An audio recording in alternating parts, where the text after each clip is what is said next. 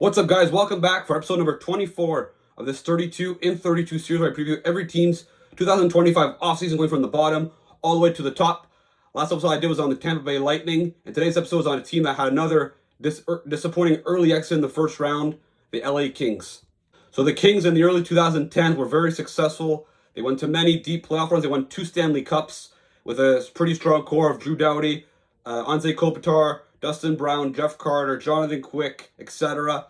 But then after that, a lot of those guys started to age a little bit, and they decided to change direction a little bit and trade everyone on the roster except for Kopitar and Doughty and build around those two guys as their two franchise pieces. They went through a rebuild in the late 2010s, early 2020s, and they came out of it pretty quickly. It took about 3 years, and they were back in the playoffs. They met the Edmonton Oilers in the first round. They lost in 7 games. The following year, they met the Edmonton Oilers again. They lost in 6 games. And after that, the year following that, they played the Oilers again. They lost in 5. And then this year, same story exactly happened again. The Edmonton Oilers, and this time they lost in 6 games after leading the series 2-0. And on top of it, the big difference between this year and the previous years is that they had home ice advantage. And yet, with Mattias Ekholm, who's Edmonton's best defenseman, injured, they still found a way to lose. So Los Angeles finished 6th overall in the National Hockey League, 2nd in the Pacific Division. Their general manager, Ken Holland, who's been there, who just got hired actually, replacing Rob Blake, who was responsible for the rebuild. Obviously, he was the Oilers' former general manager. They're hoping maybe they can figure out a formula to be able to beat the Oilers. I don't know how they're going to do that. But Holland is an experienced general manager, so we'll see.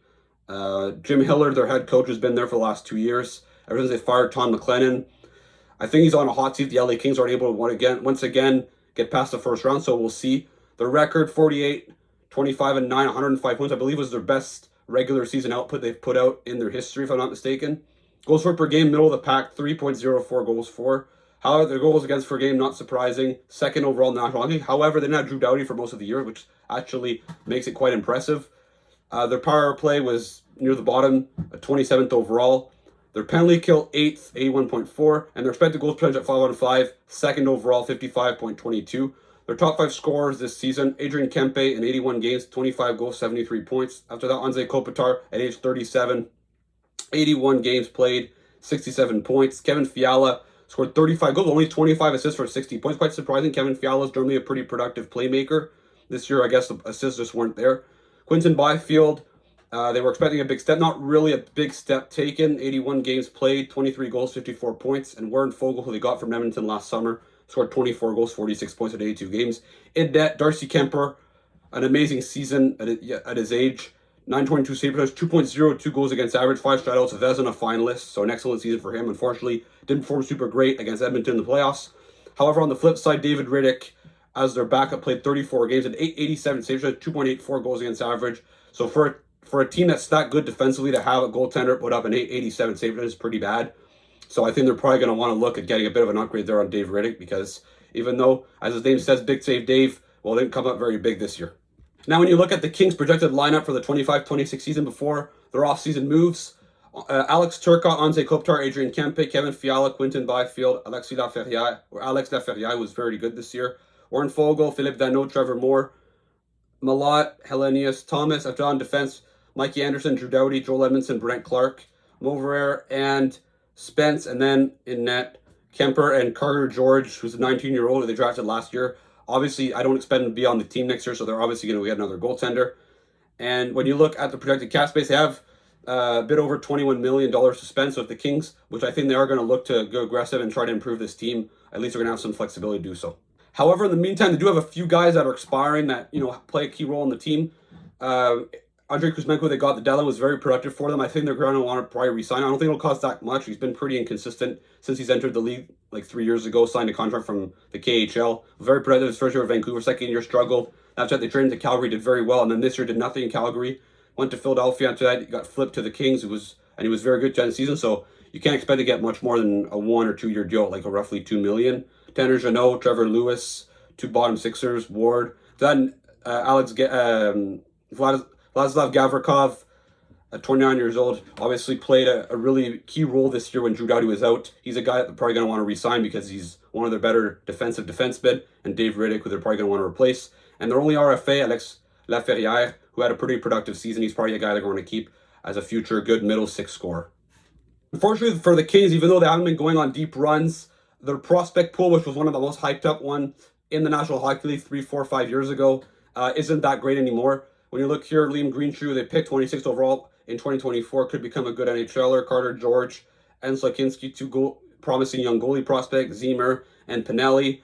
They do luckily have their first round pick this year to be 24th overall. So the Kings, I think they're probably going to want to start using those picks to go get some impact players, because obviously the status quo doesn't really work so far over the last few years. It hasn't gotten them very far. Now let's have a look at the Kings' needs for the summer and in the long term. Obviously, they have a lot of work to do in order to get past the Edmonton Oilers, who seem to always own them. And even then, if it's not the Oilers that have to play, it'll be Vegas, who right now I would probably have a bit ahead over the LA Kings. So when you look, their number one need is pretty obvious. They need that top 10 elite game-breaking forward. They have some good players at the top. Fiala, Kempe, Kopitar, Byfield, those are all good players, but they need that true game-breaking star. Luckily for them, it seems like Mitch Marner is going to be a free agent. That's probably a guy that they're going to want to target. He could really boost his team offensively. A backup goalie replaced David Riddick, who is basically unusable when you look at his stats compared to how strong the team was defensively. Some more defensive depth. If they lose Gavrikov, they're going to have to improve there, maybe even more forward depth. When you look at their long-term needs, obviously Kopitar, who's 37, and Drew Doughty, who's like 35. They're going to need to get some successors for those guys. That's not that surprising. That superstar forward is still lacking. I don't think Byfield's going to become that guy. I think he could be a very good top six player, but not that true game-breaking player. And a starting goalie, obviously Kemper is 36, 37, so they're going to find a replacement there. They do have Carter George in their system. I don't know. He's not like he's a promising young goaltender, but he's not like a can't-miss goalie prospect, so that's still something that they're going to have to look at in order for them to be a contender for a while. But I do think the LA Kings, they're going to be basically built to be, competing for the cup probably as long as Kopitar and Doughty are there. And then they're probably going to do like a mini retool, because they do still basically have three groups. They have the Kopitar, Doughty, Kemper, which is group one. Group two, Fiala, Kempe, Mikey Anderson, Gavrikov, etc. And then group three, Byfield, Clark, Spence, and some of their prospect coming up. So they're going to have to start preparing for when group one starts aging. All right, so that puts an end to this video. Let me know in the comments, what should the LA Kings do this summer in order to finally get past the Edmonton Oilers in the playoffs next year, or the Vegas Golden Knights, or whoever, as long as they're finally able to get past the first round. Let me know who should they target this summer.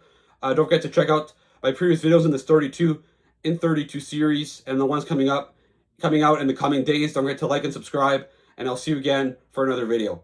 Ciao.